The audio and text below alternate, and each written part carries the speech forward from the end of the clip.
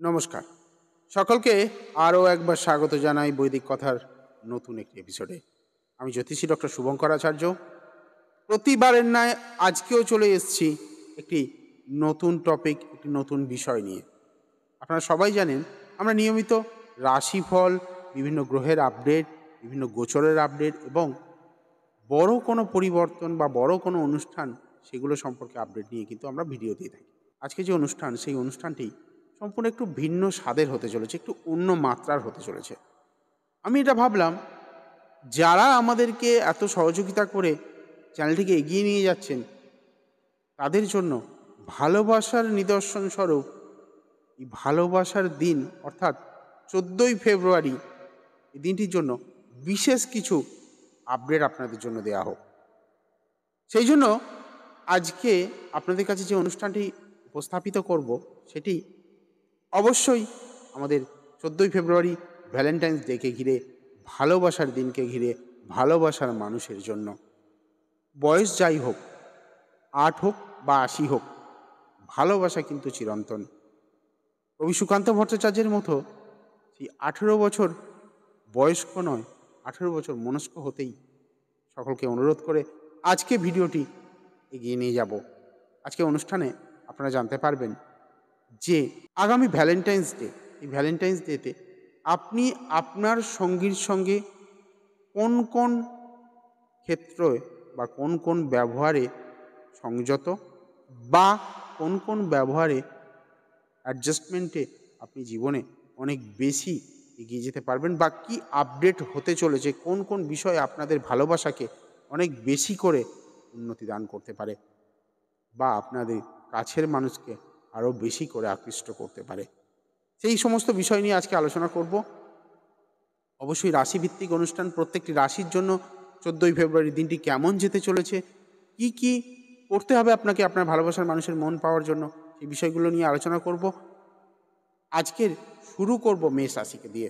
তবে শুরু করার আগে প্রত্যেকবারের মতো এবারেও বলবো, যারা নতুন চ্যানেলটিকে ভিজিট করছেন, অবশ্যই আপনাদের কাছে অনুরোধ চ্যানেলটিকে সাবস্ক্রাইব করে এগিয়ে নিয়ে যেতে।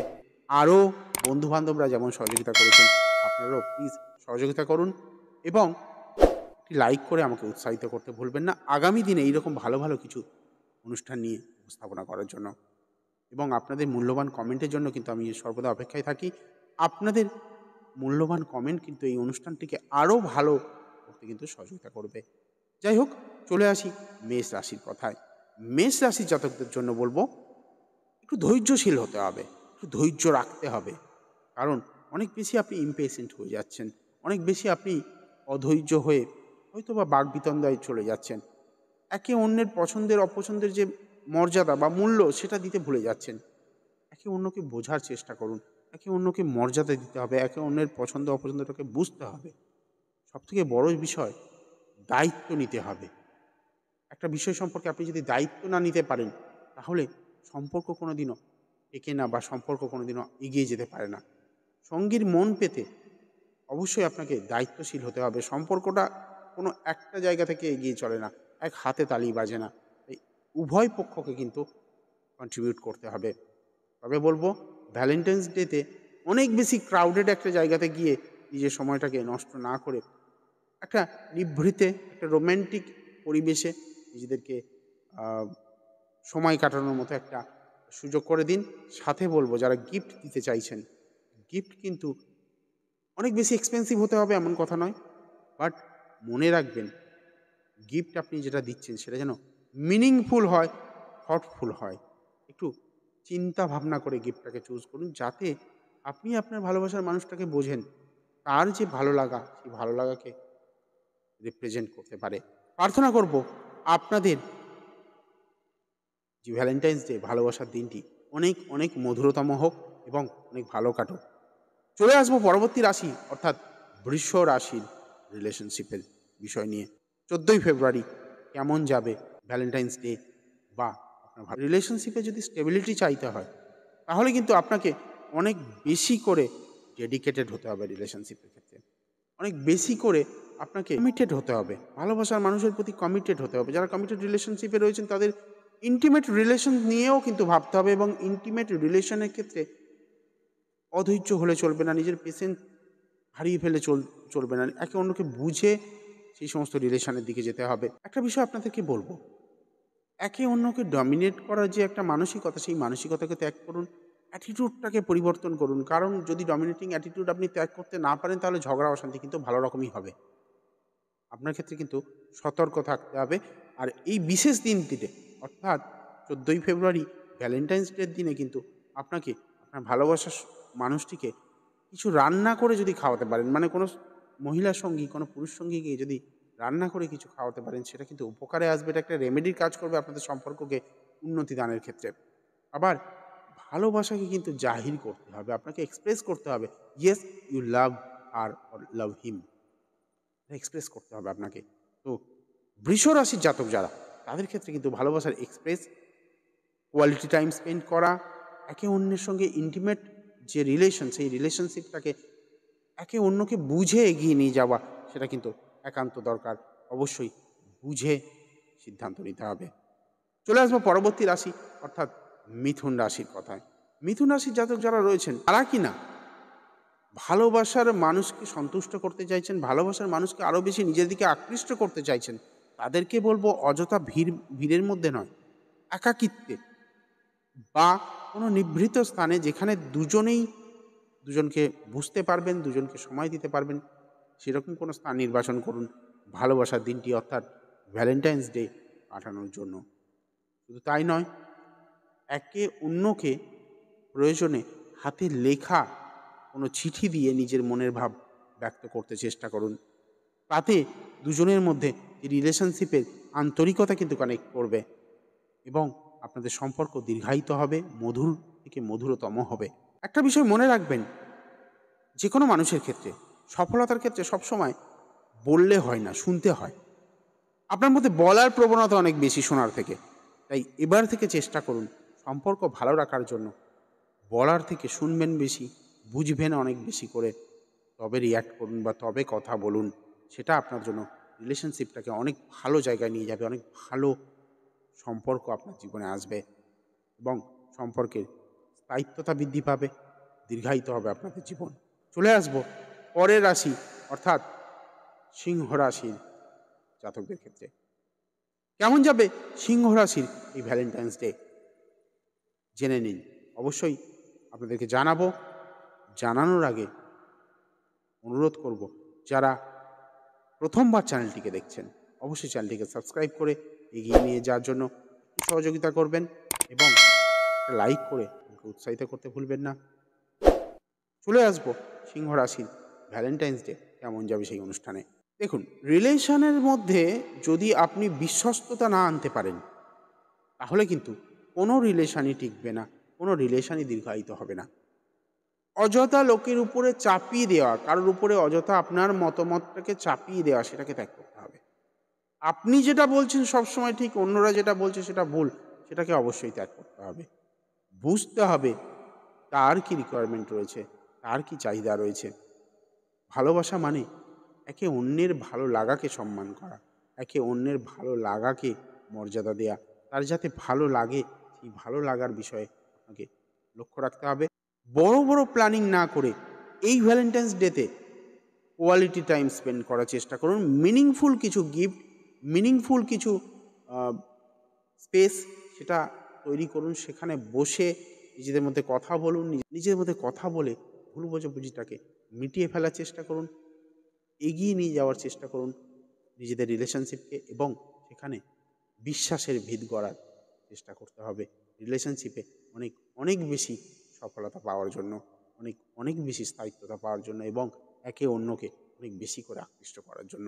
চলে আসবো পরবর্তী রাশি, অর্থাৎ কন্যা রাশির কথায়। কন্যা রাশির জাতক যারা রয়েছেন, তাদের ক্ষেত্রে আমি বলবো ব্যক্তিগত জীবনে কিন্তু বাস্তবতা আনুন। আপনি অনেক বেশি করে শো অফ করছেন, রিয়েলিস্টিক লাইফটাকে আপনি ভুলতে বসেছেন। রিয়েলিস্টিক লাইফে যেটা দরকার, একটা ভালোবাসা বা রোমান্টিকতার দরকার রিয়ালিজম।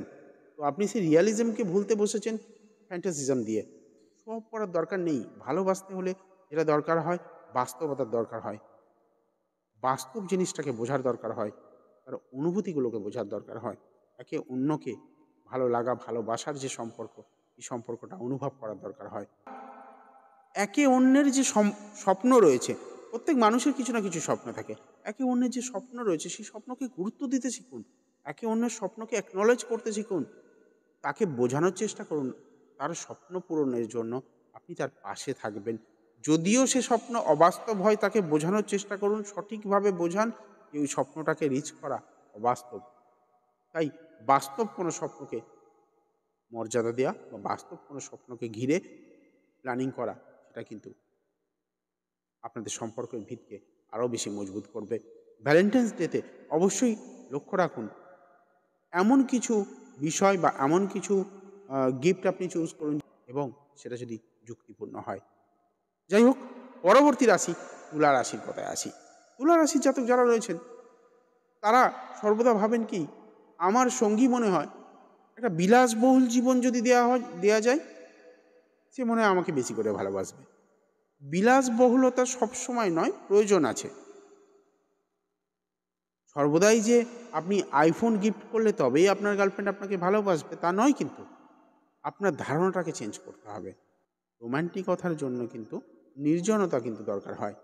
সেই নির্জন স্থানে একে অন্যকে বোঝার চেষ্টা করুন, একে অন্যকে সময় দিন। কোনো বিলাসবহুল স্থান অপেক্ষা কোনো নির্জন স্থানে বসে একে অন্যের মনোভাব বা মানসিকতাকে বোঝার চেষ্টা করুন। সর্বদা মনে রাখবেন, আপনার ক্ষেত্রে আপনি হয়তো ভাবছেন বিলাসবহুল কোনো স্থানে আমি যদি আমার প্রিয় মানুষটিকে নিয়ে যেতে পারি, বিলাসবহুল কোনো স্থানে যদি তাকে ভ্যালেন্টাইন্স ডেতে একটা সুন্দর মুহূর্ত উপহার দিতে পারি, তাতে সে বেশি খুশি হবে। কিন্তু ভালোবাসা যদি সত্যি হয়, বিলাসবহুল স্থান নয়, কোনো নির্জন অপেক্ষাকৃত অনেক বেশি রোম্যান্টিক স্থানে তাকে কিন্তু অনেক বেশি আকৃষ্ট করবে। তাই অযথা ভিড়ের মধ্যে না গিয়ে, অযথা অযৌক্তিক কোনো চাকচিক্যের মধ্যে না গিয়ে নিজের ভালোবাসার মানুষকে একটা নিভৃত স্থানে একে অন্যকে বোঝার মতো সময় দিন, একে অন্যের কাছে আসার মতো সময় দিন। অন্যের ইমোশনাল যে অ্যাটাচমেন্ট, সেই অ্যাটাচমেন্টটাকে বৃদ্ধি করার চেষ্টা করুন।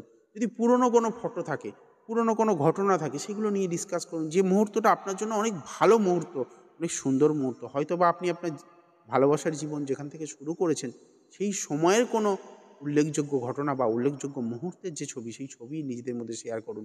তাতে কী হবে, পুরনো স্মৃতিটাকে স্মৃতিচারণ করা হবে এবং এই পুরনো ভালোবাসার যে অনুভূতিটা, সেই অনুভূতিটা হয়তো অনেক বেশি করে জাগ্রত হবে এবং পুরনো দিনের সেই ঘটনাগুলো আপনাদের চলার পথে যে হয়তো কোথাও রুক্ষ, কোথাও শুষ্ক কিছু সম্পর্ক তৈরি হয়েছে, সেই জায়গাটা হয়তো হিল করতে সহযোগিতা করবে, সেই জায়গাটা হয়তো মেরামত করতে সহযোগিতা করবে।